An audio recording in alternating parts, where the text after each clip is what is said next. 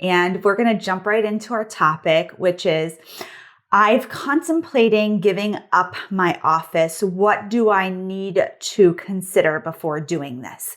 So this is a great question. I'm seeing this all the time in a variety of Facebook groups and ours, and people are giving up their offices. Things have gotten real. Things are, continuing down this weird path for mental health right now in terms of, office space and telehealth. And, I think a year ago, nobody would have ever predicted this. And here we are, probably like 80% of, private practices right now are telehealth only. So you may be looking at your budget every month. You're like, first line item, rent, second line item, like owner's pay, taxes, electricity, not cable, but internet, all the things that go along with your office and what you pay yourself. And you're thinking, should I keep this office open? So I empathize with you. I think this is a question that has come across most people's brains, most people's minds. And they're like, how can I justify paying as low as $300 or as much as like $5,000 if you have like a really large office every single month? So you may want to consider a couple of things. One, the first thing that you want to do is look at your lease. You want to understand when your lease is up, because if your lease isn't up, you may not be able to easily give up your office space.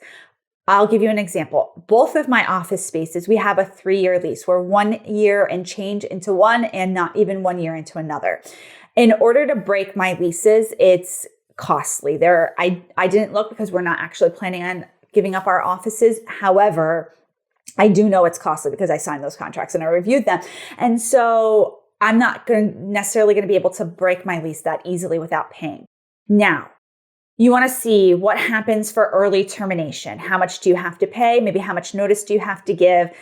I think in different times in places where, commercial real estate is hot, you may have been able to give up your office and rent it out right away, and it wouldn't have been a problem. But now things are weird. That's my word. Weird. And you're probably not going to be able to rent, or your, landlord's not going to be able to rent out that space as easily as they would before. So they may not be so excited to, have you give up their space. So they're not going to probably want to work with you that well.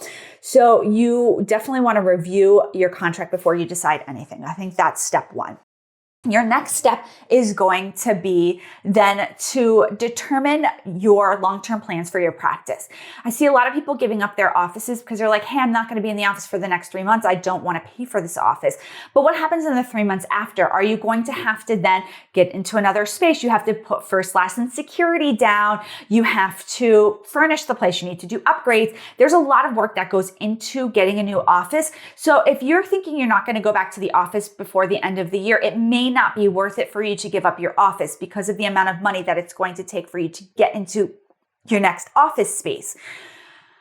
You're going to have to store your files, your furniture, and then that is an expense. So you want to look at, if you are a solopreneur, if it's going to cost you, let's just say $200 a month to store this, but your rent is $500, $300, then you want to look at the difference of what it would cost you to get back into an office. Would you be able to get into an office that is similar to what you have now? There's a lot of variables, a lot of what ifs. So normally I don't want people to overthink, right? As an anxiety therapist, I'm like, stop overthinking. But this is a place where I want you to think these things through.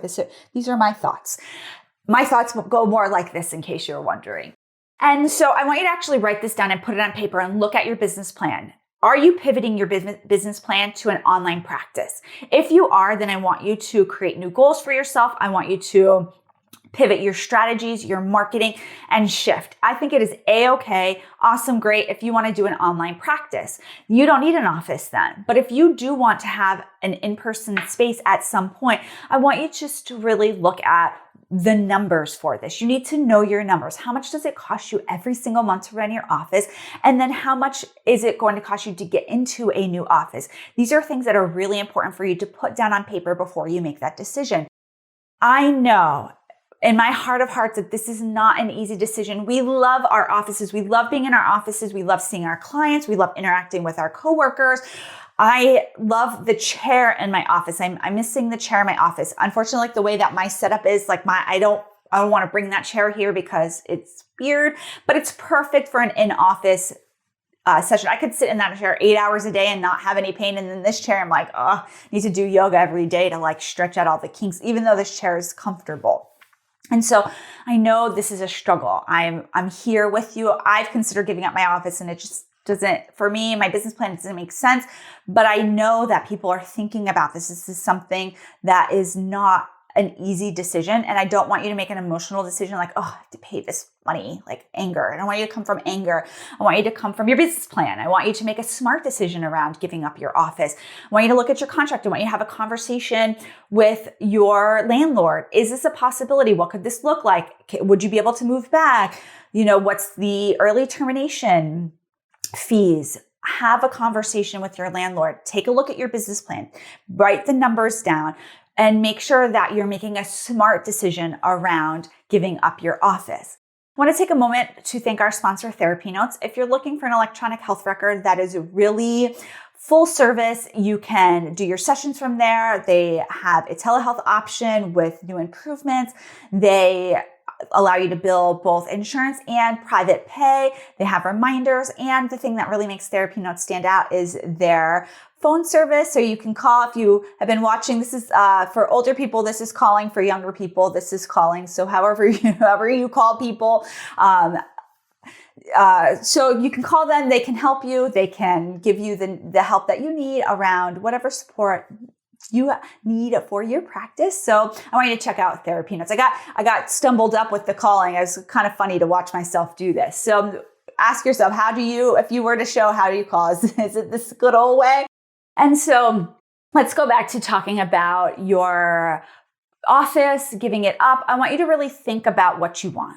Think about what makes sense for your business plan, and for the longevity of your business. For some of you, if your contract is up, your lease is up, you're not planning on going back till the start of the new year. Maybe you want to change locations. Maybe you want a bigger office. Then it makes sense for you.